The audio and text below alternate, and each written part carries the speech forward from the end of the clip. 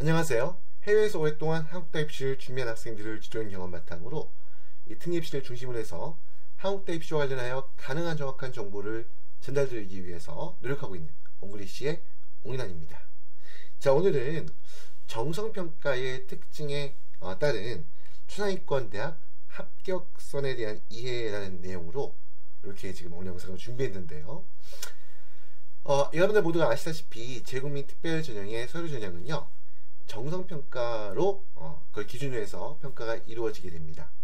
정성평가라는 것은 나중에 말씀을 드릴 텐데요.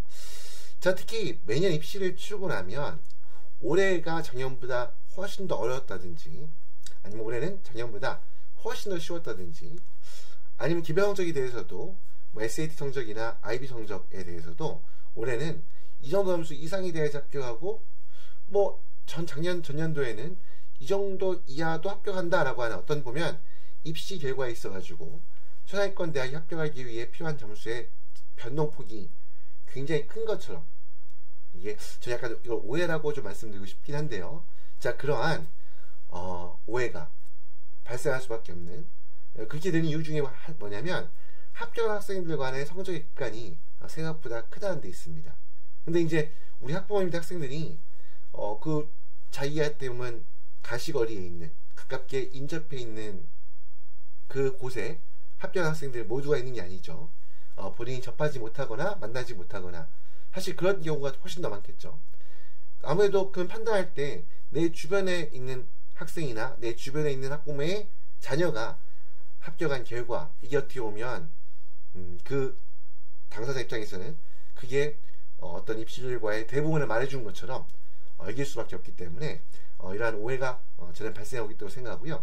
그리고 그렇게 합격선에 다양한 진동이 발생할 수밖에 없는, 그렇게 오해가 발생할 수밖에 없는 이유가, 가장 중요한 근본적인 이유가 바로 재국민 특별전형 서류전형은 정성평가로 평가가 이루어진다, 전형이 실시된다 라는 데에 있다고 보고 있습니다. 자, 그러면 본격적인 내용을 말씀을 드릴 텐데요. 예. 정성평가에 따른 초상위권 대학 합격선이라는 제목으로 이제 본격적인 내용을 시작하면, 일단 제가 여러 차례의 어떤 동영상을 통해서 초상위권 대학에 합격하기 위해 필요한 성적 수준이라는 부분을 영상을 통해서도 보여드리고 입시 설명을 통해서도 매번 설명을 드리고 있는데요. 자, 이게 바로 다음 화면에 보이는 건데요. 자, 특히 초상위권이라고 하는 것은 서울대, 이공계의 어떤 핵심으로 카이스트, 연세대, 고려대, 성균관대, 서강대, 한양대 이야기하는데요. 물론 여기서도 조금 이견이 있을 수 있어요. 특히 서강대 같은 경우는 최근에 입결이 좀 대학 입장에서 안타까운 이야기겠지만 빠른 속도로 내려가고 있습니다. 반면에 한양대 같은 경우는, 한양대는 이공계 중심이어서 문과까지 성적이 높을까라고 물음표가 있을 수 있는 분도 있는데, 아무래도 한양대에 선발하는 인원의 대부분이 이공계에 집중되어 있다 보니까 상대적으로 문과로 뽑는 학생 수가 되게 적죠. 그러다 보니까 한양대 또한 문과까지도 선발 인원 수가 매우 제한적이기 때문에 입결이 높아지는, 그래서 여기서 말씀드리는 초상위권 대학에 입시에 있어가지고 이제 분류를 해놓은 거고요. 이 중에서도 경쟁이 치열한, 누구나 가고 싶어하는 다수의 학생들이 지원하는 그 인기학과 합격선에 대해서 요 표 보시면 나와 있죠. 자, 일일이 점수를 불러드리지 않을 거예요. 한번 이해하면 쭉 보시고요. 일단 보시면, 이게 참고로 말씀드리면, 지난번 제가 이제 한 달 전에, 한 달 더 됐죠. 이제 12월까지 여러 대학에서, 여러 지역에서 제가 이제 학부모님들 직접 만나 뵙고 입설명회 진행했었는데요. 그때 보여드린 자료보다는 조금씩 성적의 수준 높였습니다. 그만큼 이렇게 높여놓은 이유는 올해 입시가, 특히 다가오는 입시가 여러분들 황금돼지띠 지겹습니다. 무슨 얘기냐? 지원한 학생 숫자가 늘어난다는 얘기죠. 자, 그런 부분 때문에 아무래도 경쟁이 좀 더 치열해지고, 경쟁이 치열해지면 당연히 합격이 필요한 성적 수준이 좀 올라가겠죠. 그런 부분에서 약간씩 제가 조금 타이트하게, 조금 더 뭐 어떤 분 입장에서는 전혀 타이트하지 않은데 너무 낮게 잡은 거 아니야 보실 분도 있을 거예요. 아무튼 제가 설명드리는 자료에 있는 내용들보다는 조금씩 타이트하게 바꿨습니다. 그래서 AP 학교는 이렇다, 뭐 IB 학교는 이렇다. 40점이 꼭 합격에 안정적인 합격에 필요한 성적 수준. 40점 갖고 힘들던데 물론 힘들 수 있습니다. 하지만 40점이 안 나온 학생도 합격할 수 있습니다. 꼭 이 안에 범위에 들지 않는다고 해서 이 대학 인기학과 못 간다는 게 아니에요. 아무튼 이렇게 A레벨 학교 같은 경우에도 예, 나와 있죠. 자, 그냥 넘길게요. 다음 페이지 보시면 또 한국제학교의 경우에, 제한고학교의 경우에 대략 이 정도 한국 수준을 필요로 하는구나. 흔히 내가 이 정도 성적은 나와야지 상위권에 속해 있다라고 이야기할 수 있겠구나 라고 하는 어떤 기준을 보여드리는 거고요.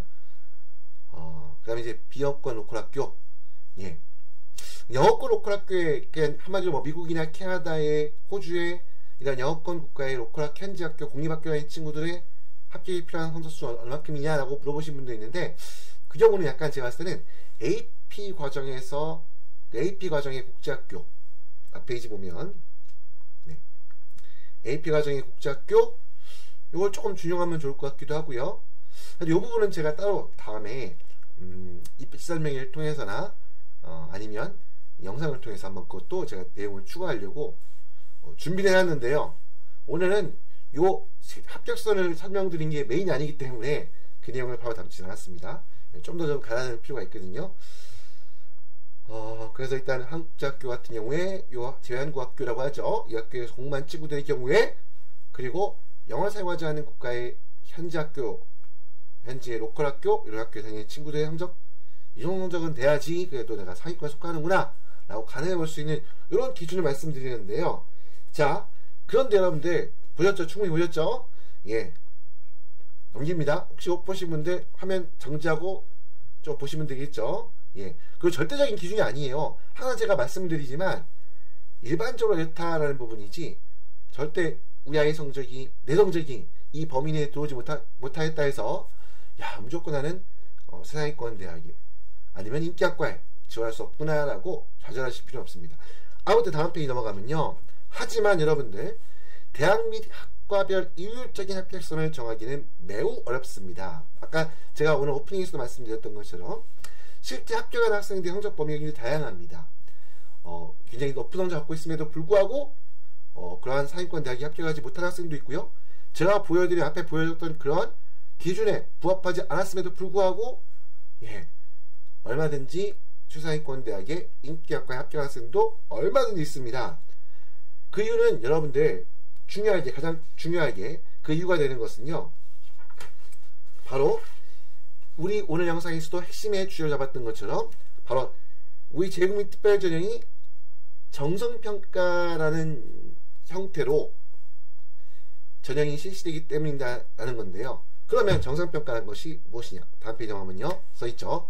정성평가라는 것은요, 학생이 제출한 모든 자료를 종합적으로 평가한다라는 겁니다. 그러니까 어떠한 여러분들 흔히 얘기했을 때 SAT 성적만 가지고, 토플 성적만 가지고, 학교의 내인 선호 GPA만 가지고 학생을 평가하지 않습니다.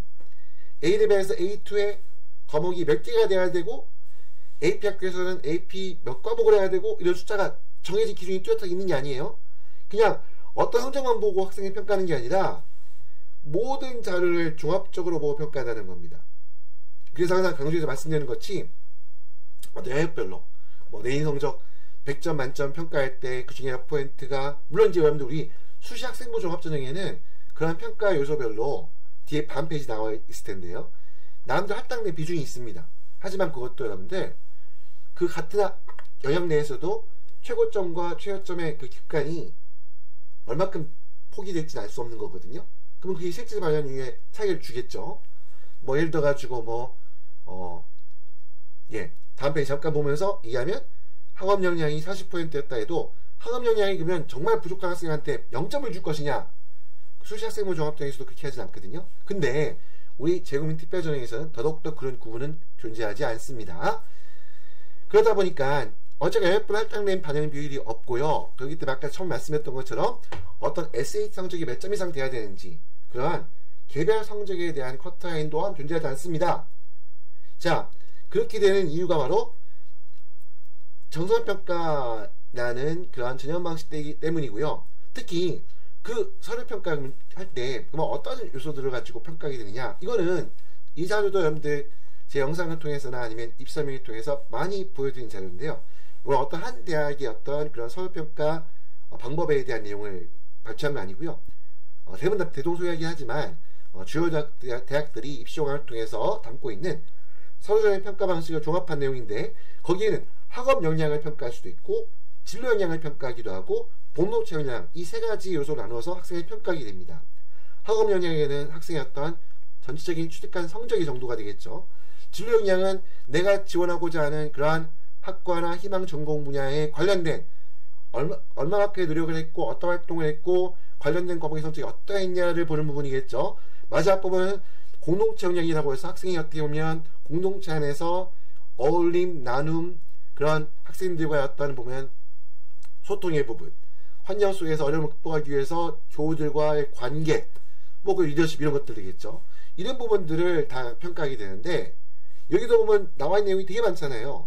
뭐가 굉장히 많습니다. 하나목당도 뭐 학업 태도 좀 주관적이죠. 물론 이제 아닌 부분도 있긴 하지만 아무튼 딱 봤을 때 뭘 봐도 굉장히 주관적일 수밖에 없는 그러한 세부 요소들이 또 막 있습니다. 이것들이 다 어우러져 가지고 학생을 평가하게 되거든요. 종합적으로 평가하게 됩니다. 그러다 보니까 이 예를 들어서 진로 역량을 보여주는데, 평가관이 학생의 진로 역량을 평가하는데 그 요소가 단순히 동아활동만 보고 평가하는 그것도 아닙니다. 그러면 그 학생이 취득한 AP 과목들 보고 과목 개별 성적을 보고 평가하는 그것도 아닙니다. 여러 가지 요소를 놓고 학생이 준한 내신 성적에 내신에서 공부했던 과목들을 볼 수도 있고요. 과목의 구성을 볼 수도 있고요.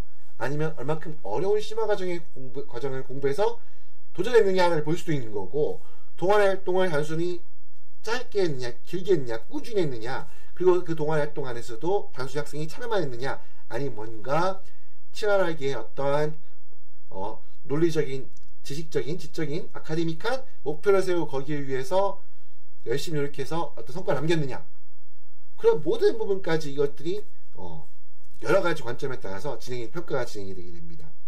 자, 그러다 보니까 합격한 학생들 사이에 그 학생들이 예출했다고 보통 얘기하는 공개되어 있는 개별 시험, 누구는 SAT 몇 점으로 합격하고 떨어졌다더라, 누구는 토플 성적 몇 점이었는데 합격하고 몇 점 낸 친구가 떨어졌다더라, 누구는 IBDP가 몇 점이었는데 합격하고 IBDP가 몇 점이야 떨어졌다더라, HL이 어떤 과목들이었다더라, 아니면 A레벨 A2 과목에 몇 과목 했다든가, 뭐 A가 몇 개, A스타가 몇 개였다든가. 한국 학교 학생 같은 경우 누구는 토플 내고 누구는 토익을 내고, 토플 내니까 합격하고 토익을 하면 떨어졌다더라. 이렇게 여러분들 그러한 여러 가지 이야기들, 그러니까 토플 정도 냈는데 불합격하고 토익 정도 냈는데 합격했다더라, 반대의 경우도 있겠죠. 이런 성적 범위가 되게 다양할 수 있고요. 특히 동일한 대학, 동일한 학과에 있는 학생들 가운데서도 SAT 성적이 높은데도 떨어질 친구가 있고 SAT 성적이 낮은데도 합격한 학생이 있습니다. 한마디로 특정 인증시험의 성적과 합격, 불합격이 역전되는, 뒤집어지는 그런 상황도 굉장히 많이 발생합니다. 한마디로 어떤가요? 굉장히 합격생 학생 사이의 성적 범위가 넓습니다. 그러니까 굉장히 다양한 얘기가 나올 수밖에 없는 겁니다. 왜냐하면 충분히 높은 성적임에도 불구하고, 굉장히 높은 성적임에도 불구하고 떨어진 친구가 있거든요. 그러면 그 친구를 봤을 때는 야, 이 정도 돼도 떨어져? 그럼 그 이상의 성적을 받아야지 합격하는 모양이다 라고 오해할 수도 있는 거죠. 심지어 어떤 경우에는 굉장히 낮은 성적임에도 불구하고 IB가 38점 밖에 한 편은 그렇지만 나왔는데 연세대학교에 어떤 과에 합격했다, 서울대학교 그 심의원팀이 서울대학교 합격했다. 그러면 이렇게 연세대학교, 서울대학교는 성적이 좀 낮아도 합격할 수 있구나, 이거 일반화시킬 수 없다는 이야기입니다. 자, 그렇게 된다는 것을 말씀드리고, 그렇게 되는 여러 가지 이유들을 오늘 설명을 드리면요. 자, 첫 번째는요. 자, 대학의 인재를 선발하는 기준. 보통 여러분들 보면 각 대학들은 여러분들 우리 학교가 원하는 인재상이라고 해서 입시조항에 그 내용을 담기도 하고요. 학교의 대학교 홈페이지 가다 보면 그 학교가 공개한 여러 가지 입시에 참고할 수 있는 자료들 중에도 내용이 남아있기도 한데요. 사실 근데 여러분들 이 기준들도 우리 일반 학부모 학생들 입장에서 그 자료를 접하는 경우도 많지 않거니와 그 자료 내용을 본다 하더라도 그게 정확히 어떤 의미 갖고 있는지 100% 확인이 가능할까요? 대학에서 그 내용을 작성하신 분의 어떤 의도나 생각, 규정, 기준을 정확히 읽어낼 수 있는 사람이 몇 명이 될까요? 사실 굉장히 드뭅니다. 그리고 개발평가관이 우리 대학에서 원하는 그 인재상이라는 부분을 100% 정말 완전히 뭐 암기하고 외워서 그대로 적용할까요? 그럴 수도 없는 거죠. 그리고 대학이 원하는 또 어떻게 보면 올해 같은 경우에는 어떤 학과에서는 아니면 어떤 단과 대학에서는 어떤 캠퍼스에서는 좀 더 우선을 두고자 하는 부분이 있겠죠. 그런 부분들이 입시공항을 만든 다음에 나중에 정립이 될 수 있는 거죠. 나중에 추가가 될 수 있는 거고요. 그러면 어떤 기준에서 학생을 평가하는 게 무엇을 우선해 둘 것이냐가 부분도 사실 변동이 될 수밖에 없습니다. 그 두 번째는요. 특히 입학사정관이 개인 사람이잖아요. 이 사람이 어떻게 보면 주관에 물론 최대한 객관적으로 학생을 평가하려고 하겠지만 그래도 어떤 주관적인 관점에 따라서 여러 가지 어떤 학생을 바라보는 인재를 바라보는 어떠한 개인적인 경험이나 추가적으로 몇 년 동안 입시를 진행하면서 그 학생들 선발했을 때 과정을 통한 경험이 축적이 돼서 그 축적에 대한 경험과 관점에 따라서 굉장히 우리가 일반적으로 생각하는 성적대 학생이 아닌 그렇지 않은 학생들을 선발할 수도 있겠죠. 그래서 바로 예외적인 경우가 발생할 수 있다라는 말씀을 드리는 거고요.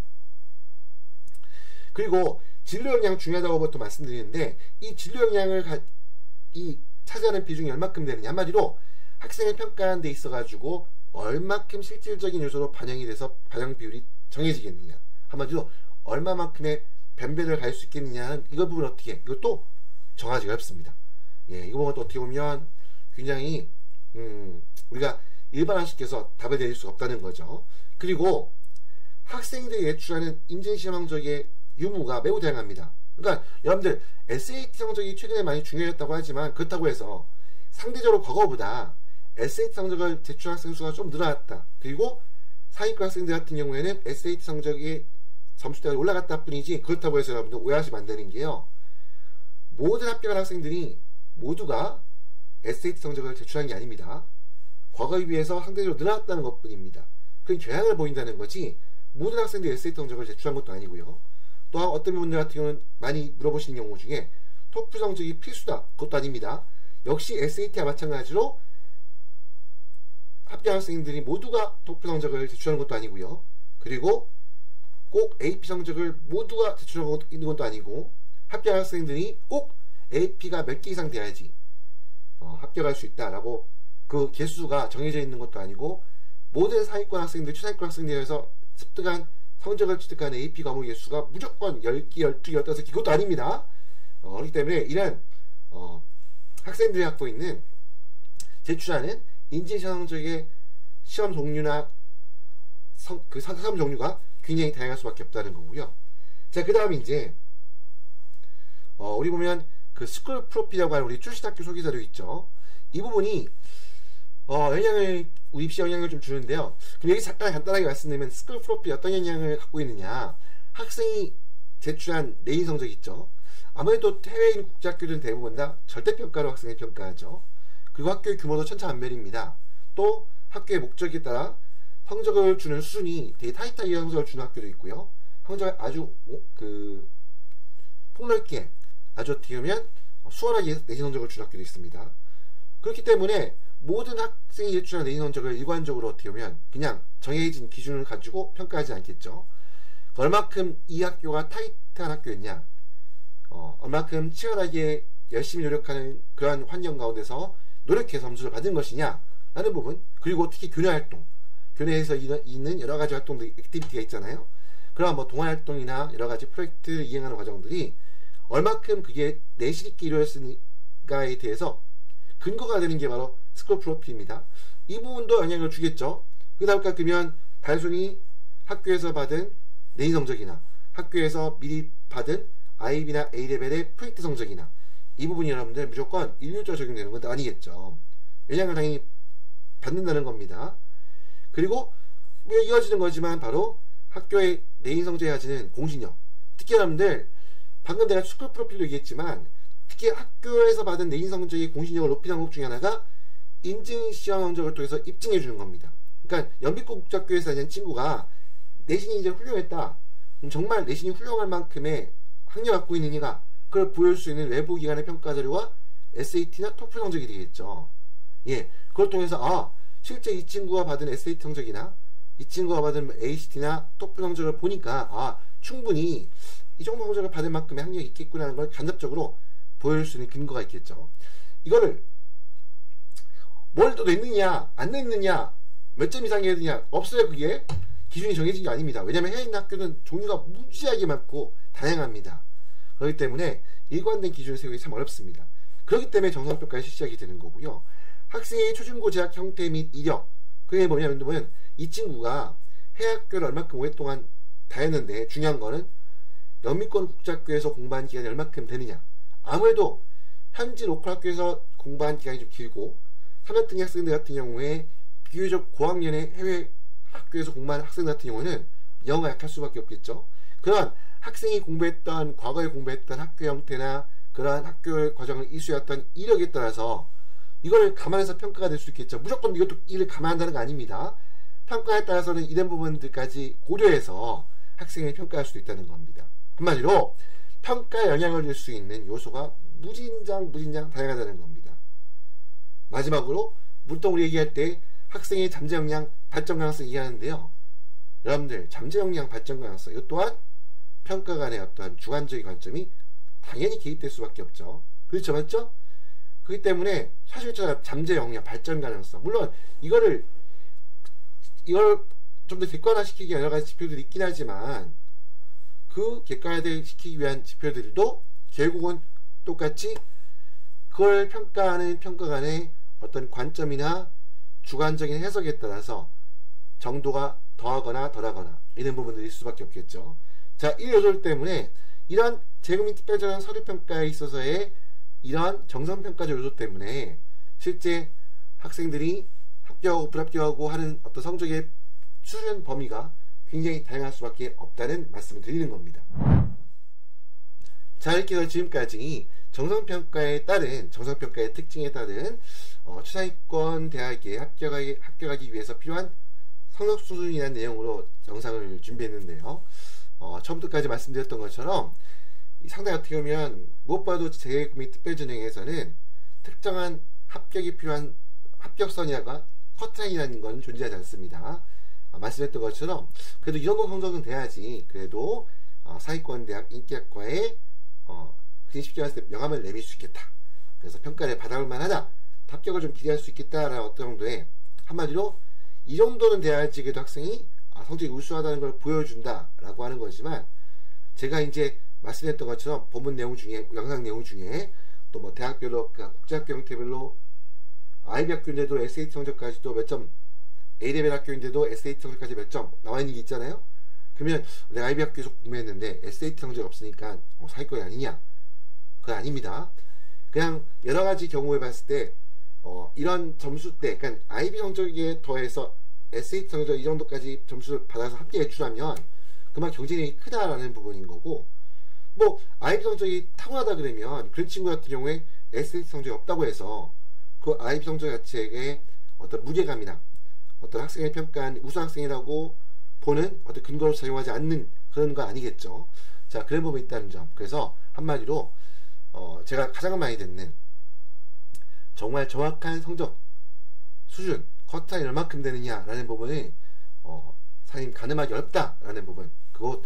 그러다 보니까 우리 재급 및 특별전형을 준비하는 학생들, 우리 학부모님들 머리가 아프고 힘들 수밖에 없는데요. 그래서 오늘 영상 보고 또 한번 정말 야 어떻게 하란 말이야, 너 머리 아파라고 고민에 빠지신 분도 있지 않을까 생각이 들기도 하지만 제가 말씀드린 건 핵심인 겁니다. 정성평가하는 것은 학생이 제출한 모든 성적을 가지고 종합적으로 평가하는 거기 때문에 어느 한쪽의 성적이 너무 약하다고 해서 무조건 좌절할 필요도 없고, 또 어떠한 한 분야의 성적이 탁월하다고 해서 무조건 자만할 필요는 없다라는 말씀을 드리고 싶은 겁니다.